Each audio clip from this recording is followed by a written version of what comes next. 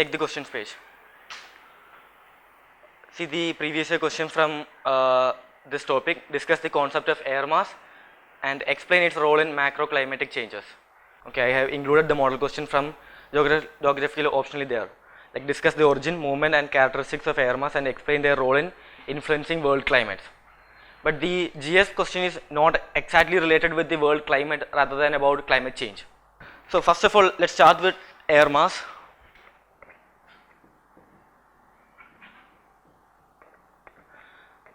Now when you hear this term air mass, you should remember that it's not the the usual air, rather than it is having a particular feature of this air mass is that it will be having constant temperature and constant humidity. So air mass, in a one-liner definition, you can write as a large quantity of air having same temperature and humidity throughout its stretches. Okay, fine. So the properties temperature and humidity. Now think about this, if a particular quantity of air needs to acquire constant property of temperature and humidity, will that be possible in our Earth's atmospheric system? Normally it won't be. And this is why the regions, or the, you can say it as source regions, these are really important for air mass.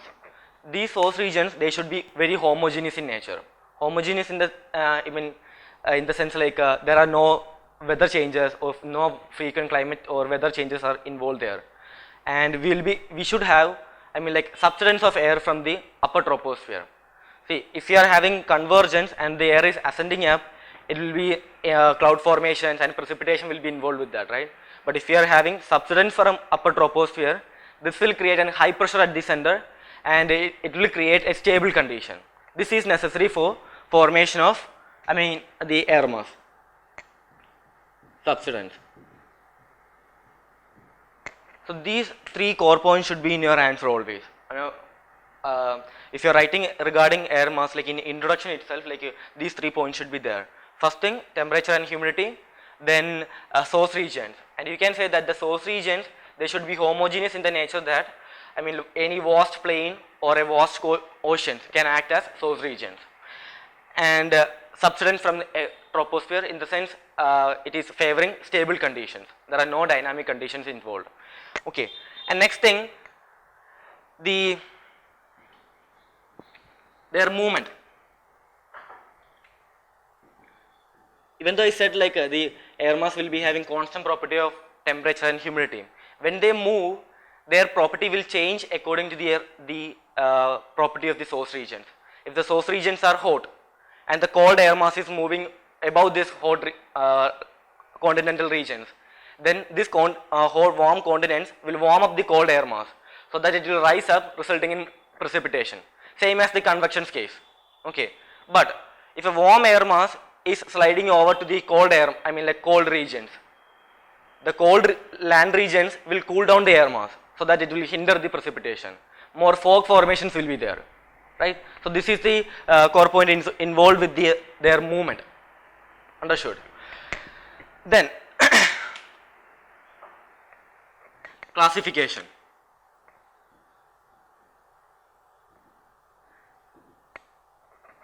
Now take the module, please see that tabular column in the first page.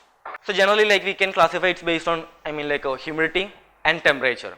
Based on humidity, it is classified as maritime and continental.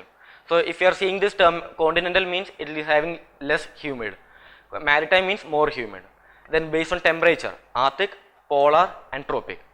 Arctic means the top polar ice cap regions in the Arctic regions.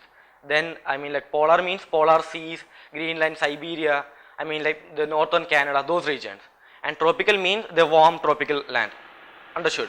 So based on that, we are having 5 classifications. Now see the continental Arctic. When you are studying this, keep in mind the source regions. What is the source region of continental Arctic air mass? What is the source region of continental polar? I have given it there. Okay, make sure you bring that into your answers also if you are drawing some flow chart, or even you can draw the same column itself if you are explaining the classification. So continental Arctic air mass, it means the polar regions in the, the polar ice caps and those regions. Okay, and it will include the higher latitude regions of Asia, or you can even say Greenland or those regions. And continental polar, it will involve this northern Canada, Siberia, those regions. Okay, and maritime polar, oceans in the polar regions. You can say Bering Sea, Norwegian Sea. These regions will act as source regions for maritime polar air mass. They will be cold and they will be having, or they will be less humid.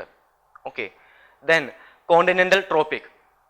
It means like they are forming over the continents in the tropical land. In fact, like in the continents in the tropic, we will be having very frequent weather changes will be there. So it will be difficult for air mass to form here. So only during summer, the Sahara will act as, so like in the continental regions, like only Sahara, I mean like a vast desert will act as the source region for this continental tropic air mass. It will be less humid, it will be more hot. Okay, and the other thing is maritime tropic. I mean like it is a largest source of, I mean like the subtropical oceans, they are the largest source of this kind of maritime tropic air mass. Regarding their classification, like these are the 5 general classifications. Also you can say about, you have to be aware about this term, polar front. You all know that what is front, right? I'll explain it in the next subheading. Anyway, like polar front means on the top part, I mean like on the northern pole side or southern pole side, we will be having cold air mass from the tropic or I mean like Antarctic or Arctic. It will be generally less humid, it will be more cold. And it will be bordering with the warm air mass, cold on the north and warm on the south side. Warm air mass, it will be more humid, it will be maritime air mass coming from the tropical regions. This region we call it as polar front. Okay, so the link between air mass, I mean like and the front region comes here actually. And also the extratropical cyclones, the link between air mass, front and extratropical cyclone takes place here, polar front. Understood? Okay. Then now let's see how this air mass is influencing the, I mean like the climate, or you can say climate change. One effect you can say that these polar front regions where the air mass is converging. If you remember subpolar low pressure belt, now they are having low pressure belt and the winds are converging, right? Westerlies and easterlies. What's the latitude of subpolar low pressure belt? 60 above. 60 to 66 or something. Okay. So on the southern side we will be having westerlies. From the polar high we will be having easterlies.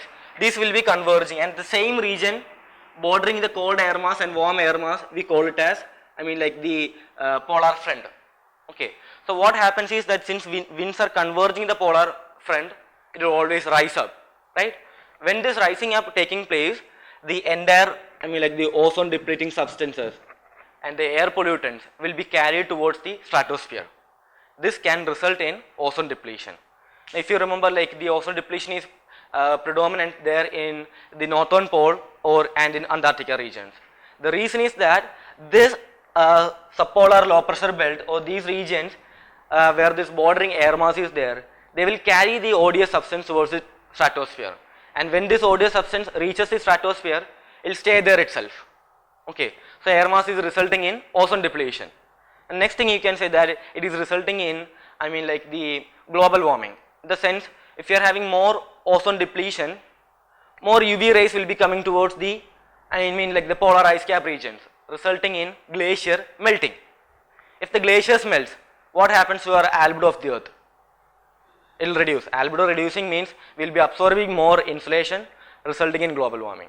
Understood? So these are the 2 core points you can bring under how it is directly affecting the climate change, affecting macro climatic changes.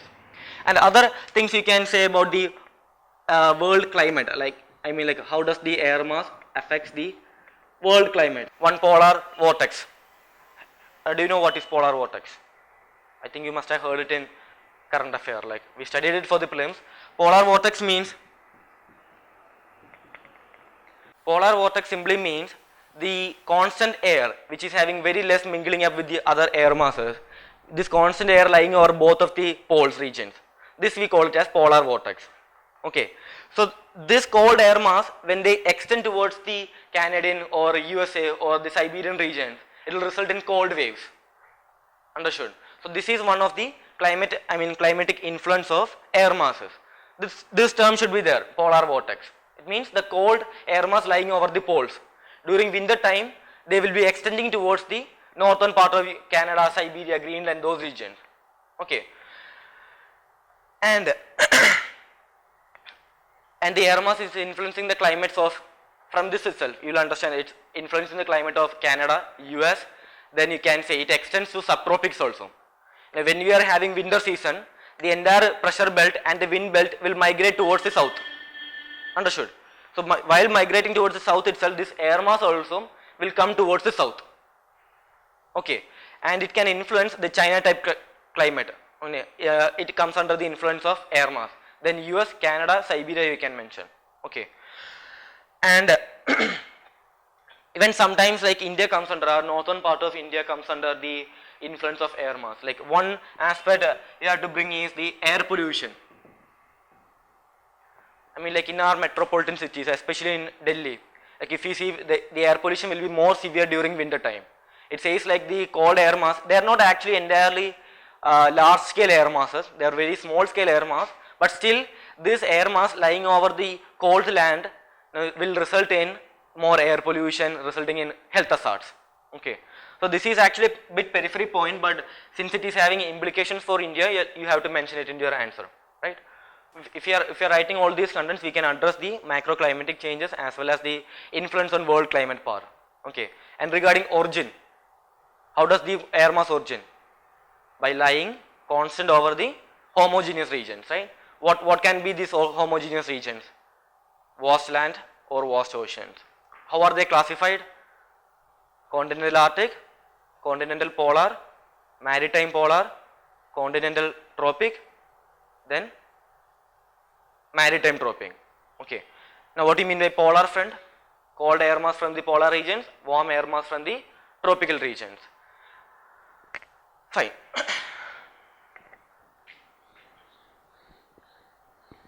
And then again you can link the air mass to climate change through drought conditions. Like we told about the cold air mass extending towards the subtropical regions, right? What if the warm air mass is extending towards the other regions during summertime? During summertime what happens is that the warm air mass, they will extend towards the northern side. So this can result in very dry conditions, will be very warm also. So it can result in drought as well as you can say heat waves or forest fire.